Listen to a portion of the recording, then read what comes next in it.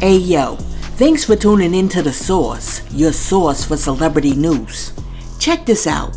When Cassie dropped her lawsuit against Diddy and everybody found out what was happening behind the scenes, Cassie's best friend Tiffany Red came out and wrote an open letter saying that her friend was telling the 100% absolute truth. Well now, Tiffany Red is taking the show on the road like this is Universal Super Soul Circus, because the other day she did an exclusive interview with NBC recounting the mental and physical torment that her friend Cassie suffered at the hands of P. Diddy. Check this out. Singer-songwriter, activist Tiffany Red had been working with Cassie on an album when she first met Diddy and says that she witnessed him verbally abusing her friend. Following Cassie's settlement with Diddy, Red penned an open letter in Rolling Stone about her experience. She spoke to me about the events that she says traumatized her. I don't think people understand what it's like to be traumatized by somebody famous and rich, because you can't get away from them. Tiffany Red has written for the likes of Zendaya, Jason Derulo, and Jennifer Hudson. In 2015, she became friends with Cassie while writing songs for her album. At that point, Cassie and Diddy had been together for nearly 8 years. In a lawsuit Cassie filed last month, she detailed the abuse she says Diddy committed, including physical assault. Red says although she did not know about the alleged physical assault while working with Cassie, she did witness verbal abuse on more than one occasion, one of which took place during Cassie's 29th birthday in 2015. Red says Diddy showed up at karaoke where Cassie and a group of friends were celebrating. So he had her backed into the corner and he was like cussing her out with his hand in her face. Later that night, Red, who was staying at Cassie's home, says she awoke to screaming. He's standing in the living room area and she's there and he was like, emotional singing, there you are. And I just was like, oh, he's talking to me. And I remember, I don't know if you know what his voice sounds like, but I felt like I was in the presence of his monster inside. And I remember looking in his eyes and I said to him, what did y'all do? Because I could see that she was really sedated. That was the first time I ever seen her high before. And then he says, tell your girl she wants some birthday. And we were like, well, I mean, he's saying this to me and I'm like, well, she doesn't have to have sex with you if she doesn't want to. He was upset, I guess that she didn't want to do with him whatever he wanted. I don't know. Yo, hold on a second. Hold on. Did I just hear this grown behind woman say that P. Diddy came to her to ask her to tell Cassie to give him some birthday sex? I mean, that right there is crazy. How pressed for the coochie do you have to be to go ask the friend to go ask for the coochie? I mean, how old is P. Diddy? Alright, back to the story. I don't feel like I could advocate for myself in that moment. I realized oh, this guy is dangerous. Red says it was only a few months ago that Cassie told her what was really going on that night in 2015, that it all stemmed from the music executive wanting her to take part in what he called a freak-off against her will. What did Cassie tell you about these freak-offs? That he would hire these sex workers and they would have sex with her or whatever, and he would watch and tell them what to do. In her lawsuit, Cassie alleges she was forced to participate in freak-offs throughout her relationship with Diddy. Red learning recently one horrific detail from Cassie. She told me the only time he was willing to do anything or work on her music, go through any plans, any of that, was when she had a freak off. So all of our music, all my work, to find out that I spent all these years writing these songs for him to rape my friend to, is just disgusting. Hold up, stop right here, because this is interesting. What she just said is that P. Diddy was holding the music hostage and he wouldn't allow Cassie to go into the studio and make some new music unless she gave him a freak off. And to me, that explains a lot. Because even though Cassie isn't the most talented artist in the world, she was able to make a hit, Me and You, when she was working with Ryan Leslie. However, when she got with P. Diddy, who is a known hit maker, it seemed like it was impossible for this chick to make a hit. So I'm thinking that P. Diddy might have been giving her flops on purpose so that he could retain his power and control. Because no hits equals no money or leverage to break your contract. No money or leverage to break your contract means no independence. And no independence means that she eventually becomes more and more dependent on him. I mean, it's a cycle. Okay, back to Tiffany Red. In the lawsuit, Cassie detailed the physical abuse she says Diddy committed, including an instance where she was put in a hotel room for days to heal. Red says Cassie recently told her about Diddy giving her a black eye before the premiere of her 2016 film, The Perfect Match. I remember one time her telling me that, I think it might have been The Perfect Match, that movie that she was in, and she told me that she had a black eye under her makeup. Alright, stop the tape again. Because in our mission to leave no stone unturned, you know we gotta check this out. Source, can you please pull up the movie premiere video for The Perfect Match?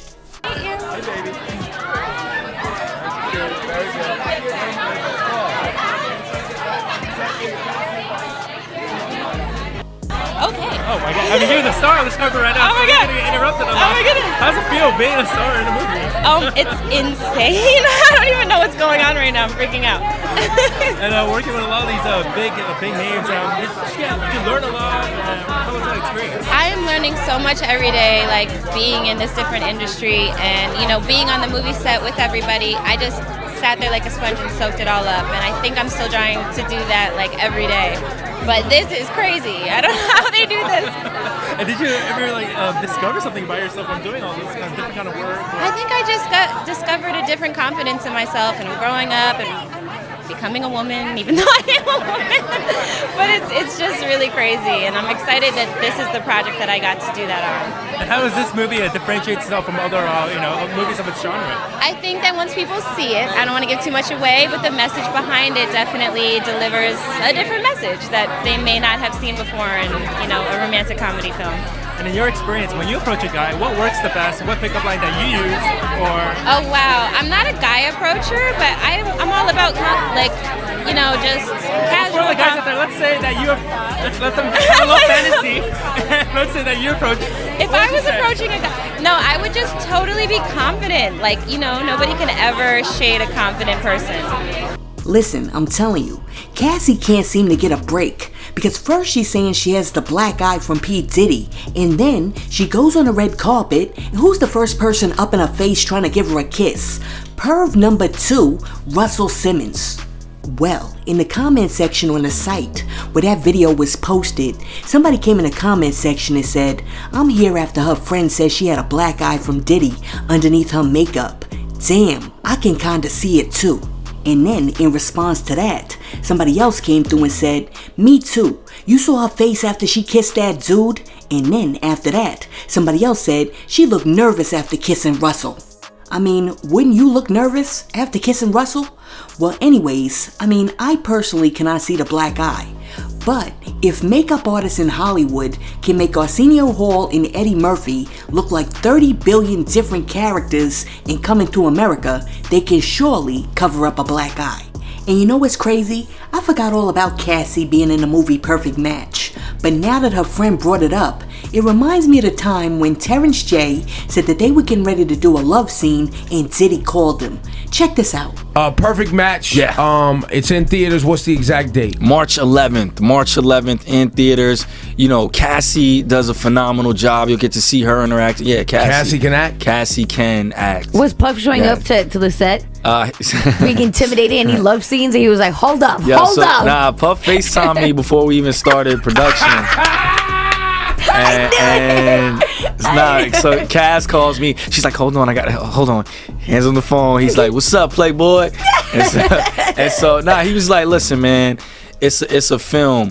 I'm gonna be more upset if it doesn't look real and it looks whack. You know what I'm saying? I want it to be authentic. He was like, have fun. So if you gotta have sex with my lady to make it look real on screen, do what you gotta do. Go do what you gotta do. So Godfather gave me the blessing. Is there a sex scene? Yeah, there's several.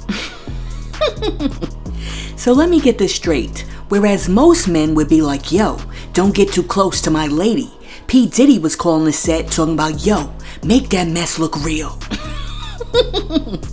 I am done. Listen, back to the interview. Do you believe Diddy is a dangerous person?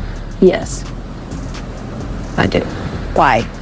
I mean, look at his rap sheet. An attorney for Cassie declined to comment. Diddy's attorney did not respond. In 2015, Diddy was arrested on 3 counts of assault with a deadly weapon and other charges for allegedly beating up his son's football coach. Prosecutors declined to file felony charges related to that arrest. 24 hours after Cassie filed her lawsuit, she and Diddy announced that they had reached an undisclosed settlement. Combs released a statement saying, "We have decided to resolve this matter amicably. I wish Cassie and her family all the best." His lawyer adding that the settlement was, quote, "in no way an admission of wrongdoing." I mean, I just feel like it's PR. He's settled because he doesn't want to go to court. Tiffany Red also said, you know, I think a lot of people, especially in the black community, are, you know, I've seen the narrative of like, you know, they just trying to take a black man down. And it's just like, that's not what this is about. That's not what this is about. This is about accountability and a reckoning. Like, that's just the bottom line. As for what justice looks like, I think justice looks like Diddy being behind bars. And I also think that justice looks like everybody getting retribution for all of the things, the amount of therapy. Like I just said, all of the moments, the time, like these are our careers. Now, Cassie's BFF, Tiffany Red, also says that she fears for her own safety after being named in a lawsuit because Diddy is a very dangerous man with a whole lot of influence and reach. Tiffany said, "I fear for my safety as her suit alludes to me, although not by name. I hope that revealing my identity to the public will afford me some measure of protection." Listen, I hope it affords you some type of protection too, sis, cause right now, you all up in the mix. Well, after Tiffany Red dropped that interview, a whole bunch of people had something to say. And one person said, "I love how they found a way to circumvent the NDA. Use the friend." And then somebody else was like, "Checkmate. Give me 100 million and I won't say a word. But my friends will." And then somebody else was like, "She need to go talk to 50. These blogs gonna get her killed." Look, don't blame it on the blogs. She took that interview straight to NBC. Now, whereas most people were applauding Tiffany for supporting her friend Cassie, some other people weren't too pleased. And one person said, "Listen, she's paid already, case closed. He's already down bad, nothing more to see here." And to that person I say, Negro, haven't you ever watched a horror movie like Friday the 13th and Nightmare on Elm Street? The biggest mistake that people make is that after they hit Jason and Freddy once, they think they're safe because Jason and Freddy look like they're down for the count. But as soon as they turn their back, them ninjas always get back up and slow walk after them, and when they catch them, even though they're running full speed and Freddy and Jason are walking very slowly, it's a wrap. So by now, everybody who has ever had a Blockbuster card, HBO, or Netflix should know that even though Cassie knocked Diddy down, he still has the potential to get back up and ultimately F her up. So, as far as I'm concerned, this is a very smart move on the part of Cassie and her friend, because they're trying to make sure that now that Diddy is down, he stays down, so that he can't pop back up for a sequel called Diddy's Revenge Part 2, where he re-ups and jacks Cassie up. Listen, just because a dude cut the check doesn't mean that he's gonna forget. So, I think that Cassie is doing the right thing by trying to go for the TKO. But I also think that she may be creating a situation where she always has to look over her shoulder, and she better keep her head on a swivel to make sure that she protects her neck. Because if there's anything that we know about P. Diddy, it's this: unless you do P. Diddy in, Diddy ain't done. And while we're on the topic of chicks trying to run away from Diddy Kruger, it looks like Young Miami may have made her first move towards separating herself and her business ventures from the mogul, because according to reports, Young Miami has allegedly decided to cancel her show Carisha Please, which airs on the Revolt Network, to create a new reality TV show called The Day in the Life of Miami, which is set to debut on the BET network. Now, whether this means that she's gonna sever all ties with Diddy, we don't know. But what we do know is that by moving her show, it's gonna be a lot easier for her to break away from Diddy if she wants to.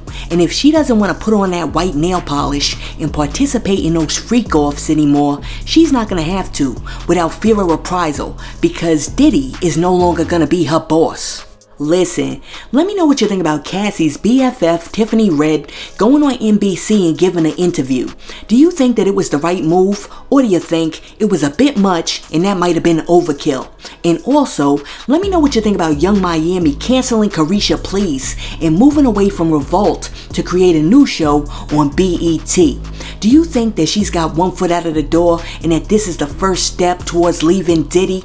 Let me know in the comments, and while you're down there leaving a comment, be sure to like and subscribe to the channel and share this video with your friends. Hey yo, thanks for tuning in to Celeb Sauce, your source for celebrity news. Be sure to like and subscribe to the channel. Peace.